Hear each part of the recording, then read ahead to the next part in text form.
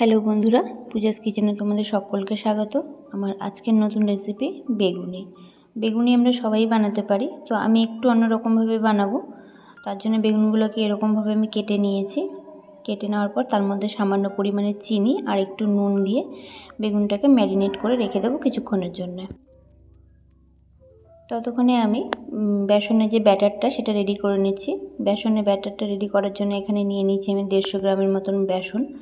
তাতে দিয়ে দিলাম স্বাদ মতো নুন, সামান্য পরিমাণে খাবার সোডা, সামান্য পরিমাণে কালো জিরে, সামান্য পরিমাণে লঙ্কার গুঁড়ো।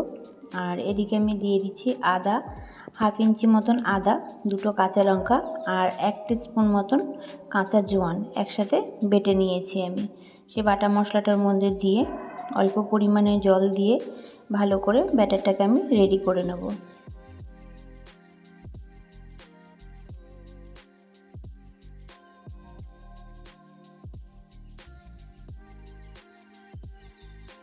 ব্যাটারটাকে ভালোভাবে ফেটিয়ে নিতে হবে আর ঘনত্বটা ঠিক এরকমই রাখতে লাগবে, এর থেকে বেশি পাতলা বা মোটা করা যাবে না।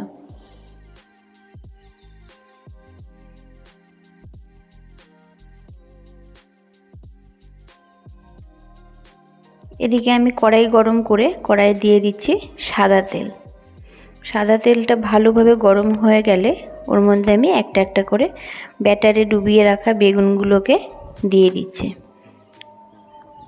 দিয়ে এপিট ওপিট দুপিটি লাল লাল করে ভেজে তুলে নেব।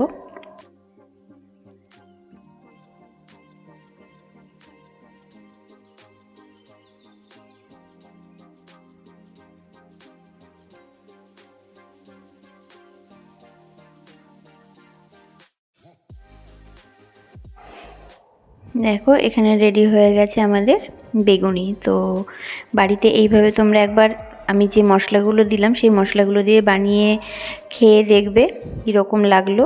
ভালো লাগলে অবশ্যই কমেন্ট করে জানিও আর একটা লাইক করে দিও। দেখা হবে অন্য কোনো নতুন ভিডিওতে।